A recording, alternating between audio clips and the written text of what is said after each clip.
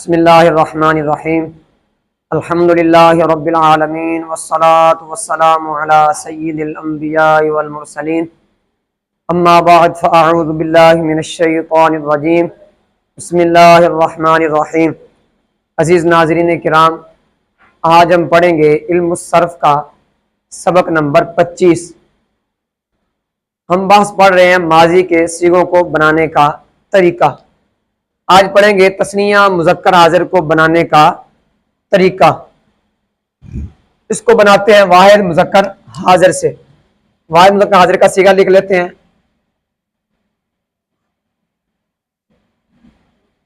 इसको बनाते हैं वाहिद मुज़क्कर हाज़िर से। वाहिद मुज़क्कर हाज़िर के आखिर में क्या करना है? अलिफ अलामत तस्निया के लगा दें। अलिफ के माकबल मीम मफ्तू लगा दें।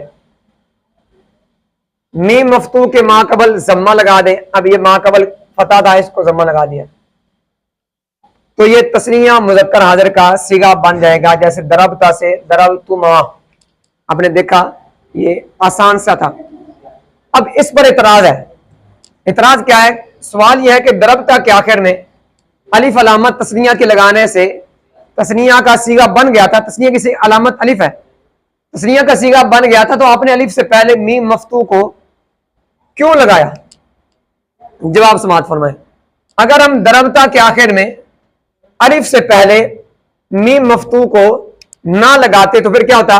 दरबता में इश्बा यानी थोड़ा सा लंबा करना, ज्यादा करना, इश्बा करने की सूरत में दरबता दरबता बन जाता। ये दरब तो बाद में बनाया हमने, ये दरबता है, अलिफ लगा दिया। अब इसमें इश्बा किए, थोड़ी सी ज्यादा करें, दरबता दरबता है, अब इसको इश्बा करेंगे दरबता बन जाएगा। फिर तस्निया में और वाहिद मुज़क्कर हाज़िर में ये फर्क नहीं रहना था। इल्तिबास, इल्तिबास मुशाबत, इल्तिबास लाजिम आना था। तो इस इल्तिबास से बचने के लिए हमने अलिफ से पहले मीम मफ्तू को लगाया ताकि वाहिद मुज़क्कर हाज़िर और तस्निया मुज़क्कर हाज़िर के अंदर इल्तिबास लाजिम ना आए। अब यहां पर इस पर दूसरा इतराज भी है। सवाल यह है कि दाराबा में भी इश्बा करने की सूरत में, ये दाराबा है, दाराबा में भी इश्बा करने की सूरत में दाराबा दाराबा बन जाएगा। यहां पर भी इल्तिबास लाजिम है। ये वाहिद मुज़क्कर का सीगा, दाराबा तस्निया का सीगा है।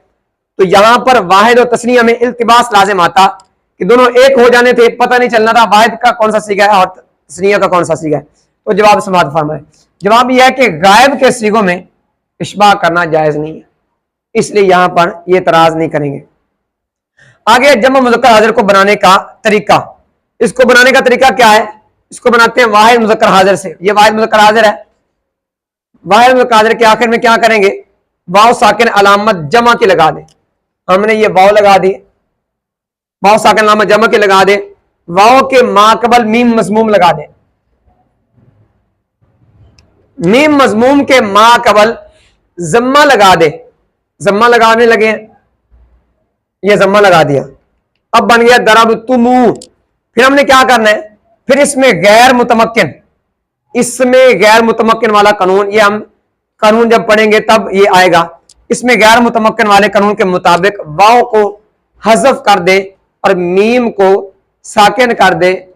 वाव को हज़फ कर दिया और मीम को साकिन कर दिया तो ये जमा मुज़क्कर हाज़िर का सीगा बन जाएगा। जैसे दरबता से दरबतुम।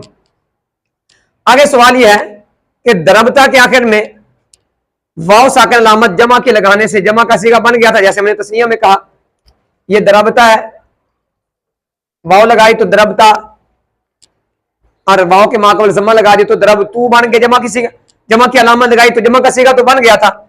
आपने वाव से पहले मीम को क्यों लगाया? यहां पर इतराज है, ये सवाल है। अब जवाब सुने। जवाब ये, अगर हम वाव से पहले दरबता के आखिर में वाव साकिन से पहले मीम को ना लगाते, वाव साकिन से पहले मीम को ना लगाते तो फिर क्या होना था?